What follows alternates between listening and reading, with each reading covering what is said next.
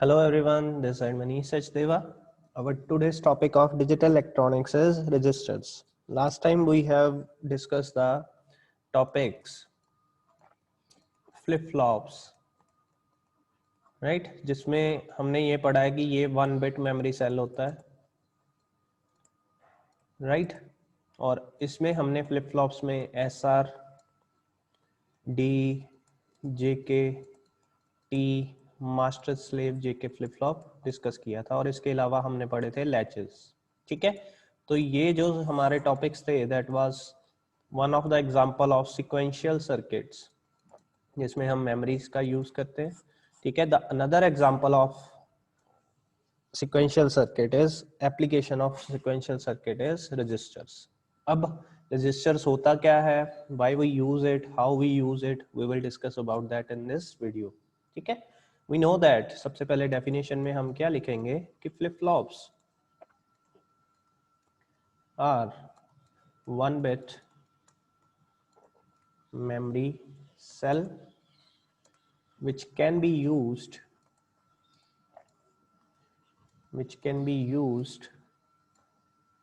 for storing the digital data, right? To increase the storing capacity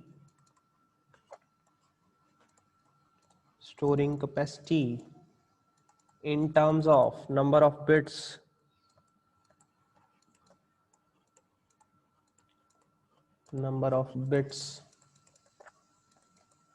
we have to use group of flip-flops, right? अब what do you mean by that lines?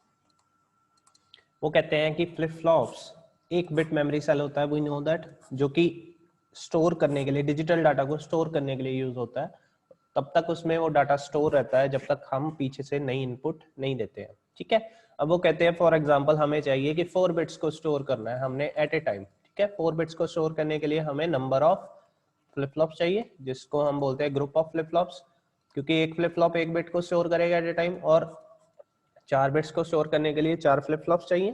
ठीक है, so this is the line, to increase the storing capacity in terms of number of bits we have to use group of flip flops. ठीक है, now such a group of flip flop is known as registers. अब हम इस group of flip flop को नाम दे रहे हैं is known as registers. इसको ही नाम दिया गया है registers का. अब registers आपको अगर क्वेश्चन आ जाए what do you mean by register, तो आप क्या लिखेंगे, it is a group of flip flops which is used to store number of bits at a time. ठीक है क्या ये एक memory he, these are the memory element used to store number of bits at a time, right? तो एक time पे एक से ज्यादा बिट्स को जो स्टोर कर सके वो डिवाइस को हम बोलते हैं रजिस्टर. ठीक है, यहां तक क्लियर हो गया आपको. अब the register is a group of flip-flops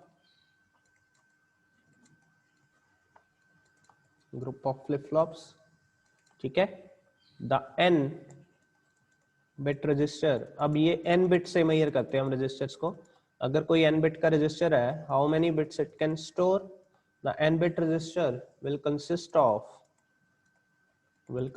of n number of flip-flops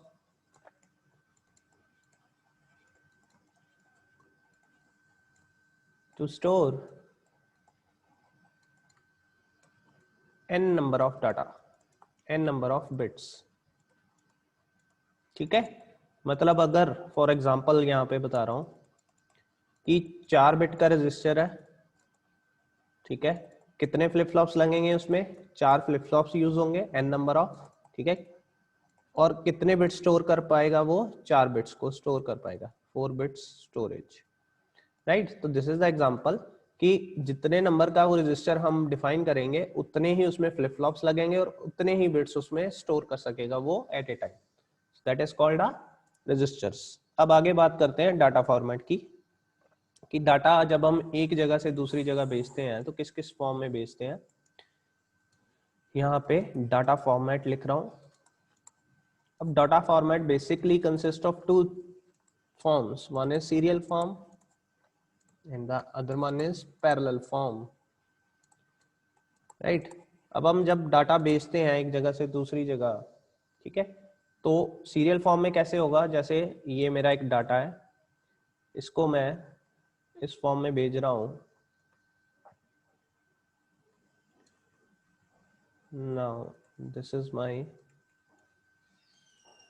cycle 1011 की फॉर्म में जो मैं भेज रहा हूँ that is a serial form. मतलब हमारे पास एक वायर है यहाँ पे, ठीक है, और उसी वायर पे उसी लाइन में मैं एक एक करके बिट्स को ट्रांसफर कर रहा हूँ, चाहे इनपुट ले रहा हूँ चाहे आउटपुट दे रहा हूँ। वो कैसे है, पहले 1 भेजा, फिर 1 भेजा, फिर 0 भेजा, फिर 1 भेजा, ठीक है। तो एक ही लाइन में हम एक एक करके जो डाटा भेजेंगे that is called serial form.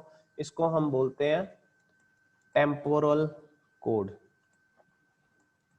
Temporal code, right. दूसरा होता है हमारे पास ये 4 बिट्स का डाटा है,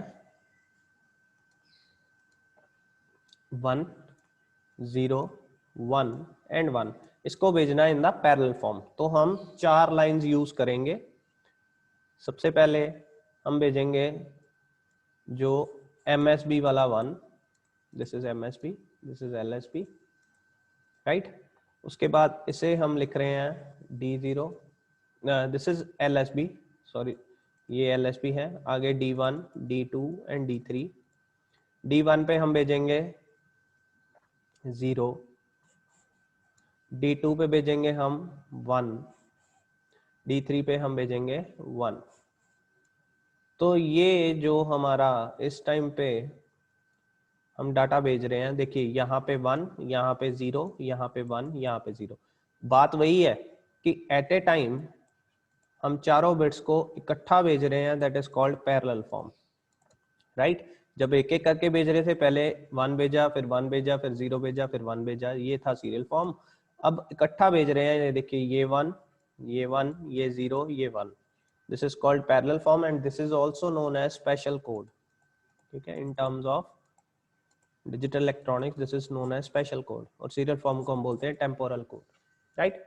सो according to serial form manner और पैरेलल फॉर्म मैनर हम डाटा को एक जगह से दूसरी जगह ट्रांसफर करते हैं, ठीक है। अब इसी पर्पज से शिफ्ट रजिस्टर भी यूज होंगे। बेसिकली क्या है ये, अब एट ए टाइम एक ही रजिस्टर जो है वो अलग अलग बिट्स को स्टोर कर पाएगा, एक एक करके स्टोर कर पाएगा, या एक टाइम से चारों को कर पाएगा। उसके अकॉर्डिंगली ये रजिस्टर्स की क्लासिफिकेशन हम पढ़ेंगे, ठीक है।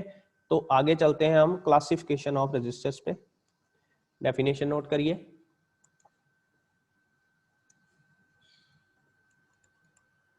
Classification of registers.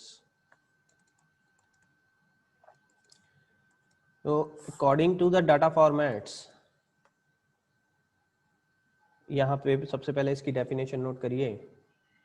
The classification is based on, classification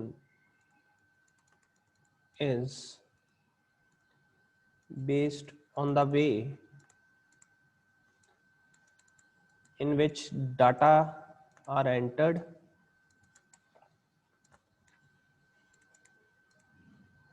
and taken out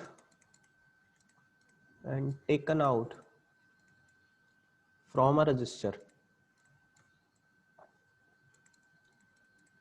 ठीक है। there are 4 modes। तो रजिस्टर के अंदर जब हम डाटा भेजते हैं तो कौन सी डाटा फॉर्मेट में, how data is entered and how it is taken out, उसके अकॉर्डिंगली देयर आर 4 टाइप्स। वो कौन कौन सी टाइप्स हैं। One is serial in, serial out, this is called SISO. The next one is serial in parallel out. This is called SIPO. Next one is parallel in,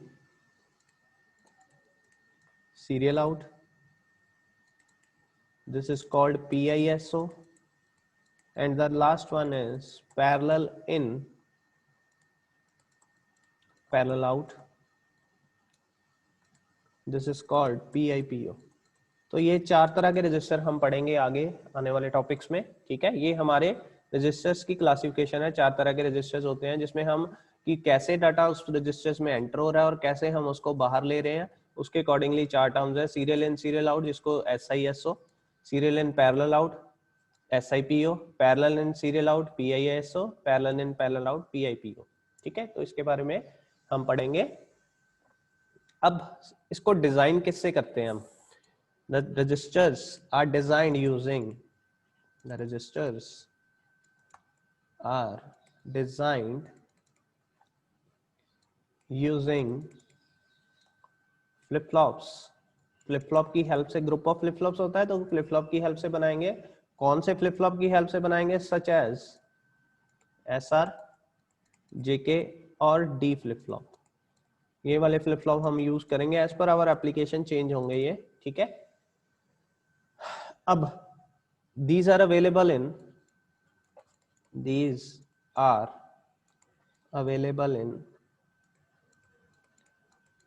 MSI devices. MSI क्या होता है? We know that these are medium scale integration, कि हमारे जो एक flip flop का IC होगा या हमारा एक रजिस्टर का IC होगा, उसमें कितने हम एलिमेंट्स, कितने कंपोनेंट्स यूज करने वाले हैं, तो वो MSI के स्टैंडर्ड से होता है। तो दिस इज बेसिकली, आपको अगर क्वेश्चन आए कि MSI डिवाइसेस जो रजिस्टर्स हैं वो कौन से डिवाइसेस से बना होता है, तो आप आंसर देंगे MSI डिवाइसेस से, ठीक है। So this was our registers. इसके रिगार्डिंग अगर आपको कोई टॉपिक नहीं समझ आया या यहाँ तक जो नहीं समझ आया, आप डिस्कस कर सकते हैं in the online session. Thank you so much.